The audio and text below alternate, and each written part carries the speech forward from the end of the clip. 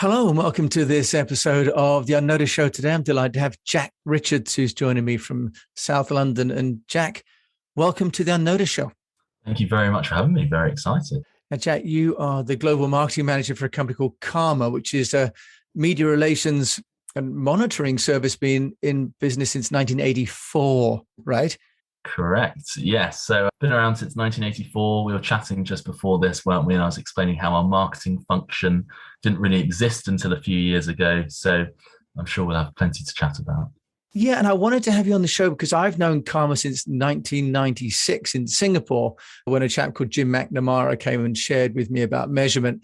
And what I wanted to do was to really ask you how Carma and measurement can help the business owner to get noticed and understand how they're getting noticed. So do you want to just tell us, how does Carma work and how does it work for entrepreneurs? Carma, the way we operate is we are client first, we are expert led, and we are data driven. And I think particularly for a lot of the listeners today, those will be really important factors. What does that mean in relation to what? It's about media monitoring, measurement, and evaluation. And we want to help our clients, we want to help PR agencies, these marketers, communicators demonstrate the value of PR, demonstrate the work that they're doing. That's great for the agencies to justify themselves, but what about for the business owner? Why should they care, Jack? Because often, they put out some information into the marketplace and they carry on. How can you help them to, for example, understand what their audiences are really thinking? Because as a company grows, the owner of the business will find it harder and harder to know what people are thinking about their business and the market. So how do you help with that? Yeah, I think you've hit the nail on the head there with that sort of factor. I believe that there are lots and lots of marketing, comms, PR teams that as they grow, they sort of don't make that transition necessarily from tactical execution to strategic thinking. And the problem with that is that their measurement is all tied in with that. And any marketer or communicator will measure stuff in some form. But at the start of that sort of measurement journey, that measurement maturity, if you like, people will be counting stuff. And the problem with counting stuff is you just do stuff and you end up in this sort of perpetual cycle of not really achieving your business objectives, not thinking about how you can drive your business forward. But with proper analysis, you can understand your audience, because as a business grows, you might have known your audience when you first started, when there were 3 or 4 of you in an office and 5 or 6 customers. It's very easy. But as your business grows and your audience changes, touch points you have with your audience changes, you need to be in touch with that. You want to understand your competitors better and that competitor landscape changing. And there are so many different touch points that can't necessarily be done in the ways that you've been doing it as a small, agile business. And if you want your business to grow, you need to think more strategically than just counting or doing stuff. Now, Jack, let's just think about what we measure, because in the old days when I met Jim McNamara, there were really only the print publications and we outsourced measurement really to save us hiring people. Just tell us how the landscape has changed, because now it's social and it's owned channels and it's out of control, but it's also 24/7, isn't it? How does Carma help people to understand what's going on around them? Yeah, it's interesting you say that, isn't it? Nobody gets into PR to do measurement. People get into PR to do the fun stuff, right? But as you say, monitoring, measurement has changed. Once upon a time, and I'm very pleased to say I'm too young to remember this time, but once upon a time, you would have had acts of clippings, essentially, from newspapers and magazines, land on your desk, and you can say, hello, Mr. Mrs. Client, this is what we've achieved for you this month. And you would have column inches, and that would demonstrate the value of your work. But does it demonstrate the value of your work? Is counting stuff demonstrating anything? If it's the wrong audience, or if the messages are wrong, or if the messages aren't resonating, or if the coverage you're generating is actually, in terms of sentiment, very negative. So we've moved on in terms of how we measure things and the metrics we look at. But also, as you said, we've moved on in terms of the channels. There's media. We then had new media, which has now become this social media. We've got our paid channels, our earned channels, our own channels. So it's about moving beyond just measuring the stuff that gets printed in newspapers, because as we know, that's actually not, although it's still the majority of media is still traditional media, There's lots more going on. And we also need to think about how media, how PR and comms links in with the rest of our communications strategy and those other touch points as well. So, Jack, can you give us an example of how media monitoring across all those different platforms can help a business owner to make better decisions? Because ultimately, people pay money to get noticed, or they do it themselves. How does monitoring what the market is saying about what that content is help them to make future decisions? Sure. So, as I've been saying, once upon a time, monitoring was about counting stuff, and that was great. But now we're at a point where we can really dig in with proper analysis, with expert analysis from real people, not just automation that's talking about likes and subscribers and shares and whatever else. We can dig into different metrics, and what those metrics do is allow you to understand how your content is performing, right? So it's not just about how much we're doing, but the value of what we're doing. And I think particularly for a lot of the people that will be listening today, you don't have the time to be doing the stuff that doesn't matter. You don't have the money to be doing the stuff that doesn't generate results. So it's through integrating measurement at the start of the process, in the planning process, that you can think about the success of your campaigns, you can reevaluate your campaigns, and you can do the stuff that matters. Okay, I'm putting out this content.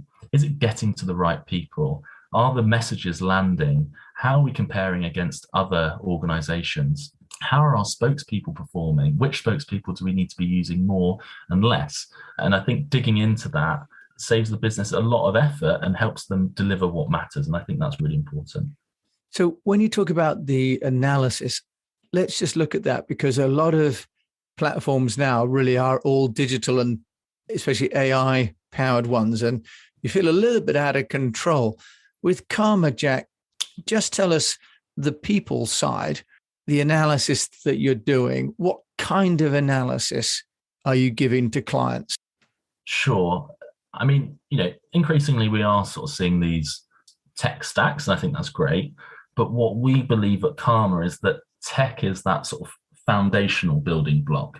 And that really, if you want to be doing analysis of your content, of your campaigns, you need socio-political understanding, you need cultural understanding, you need context, you need empathy, you need all of those things. And that's why we've got analysts on the ground, and our analysts will derive insights from those metrics. So the metrics tell you so much, the measurements, but actually what we want to go from is the outputs, the content you're putting out, to the outtakes, what do people then think or feel as a result of that, which are those metrics, to the outcomes, thinking in a more integrated way about what people now do because of the activity that you as a comms, PR or marketing person has done. So our experts around the world, all of our ADs have got at least 10 years experience, because it's about not being a salesperson, it's about being a consultant. And we try and understand that broader environment and apply those insights to the broader business to help you make organizational decisions, I guess. Okay, so you've got real people making real research, and presumably, are they making then recommendations, Jack, in terms of, are we talking about engagement levels, for example, or where content that's out there has led to people either going to the website and entering the top of the funnel, for example, or even turning away from the company if they are not, happy with what they've read? Sure. Well, many of our staff have worked in PR roles before getting into the wonderful world of media intelligence. We are not PR people, and we're not there to tell you how to do your job. Like I was saying before, people get into PR to do PR, not to do measurement. But what we try to do is provide you with the insights to make better decisions. So we can show you how your campaigns, if you're thinking integrated, as you said, as sort of top of the funnel, okay, how is our recent PR campaign influencing website traffic? And once they get to the website, where are they going from there? And, once upon a time, as I was saying, we'd be talking about content going out into the world and it's done. But if we think about the entire end-to-end process, from putting a piece of content out to how that affects share price, we're looking across the whole spectrum and producing reports for our clients across governments, automotive brands, banks, that will help them make those decisions, but having that micro focus at every single point along the process. Yeah, you've raised a really good point, which is the impact of PR on sort of sales leads and web traffic. And for me, one of the beauties of digital is that now we can see where the traffic has come from. 15, 20 years ago, you'd have an article and you may see an uplift if someone read about the company and then went online and searched for the company, because the URL wouldn't be in the article. But now someone might read an article. It might be on Outbrain, for example, syndicated long form content, and they can go direct to the client's website. Can you give us any insights into what's working in your view in terms of content that's directly leading to engagement and to traffic to sites? Yeah, I mean, an area that's of interest to me more broadly, even outside of Carma, is this concept of digital PR. And there's a broader argument of, isn't all PR digital PR now? But we know that as an absolutely sort of benefit, that sort of digital linking has a huge impact on SEO, for instance, an increase in search rankings. I think in terms of the content, it's always going to depend on your organization, isn't it? But we know that particularly when you're getting to that middle of the funnel stuff, the prospects are aware of you. They've seen your blog, they've seen your social media updates, they've seen your infographics, all that sort of stuff. The content that really moves them down to the bottom of the funnel are those educational resources, those things that help them understand and add value more broadly. And that's certainly something that I've seen in the industry. That's very interesting, because one of the comments actually in the book that I've just written is about how people want to be educated now, not sold to. A guy called Brian Clark, who wrote Copy Blogger, really changing the nature of what we produce as PR people to be less promotional and more informative. So, Jack, how do you then help the clients to take what they're doing and start to, if you like, instruct their team to make content that is going to be more impactful?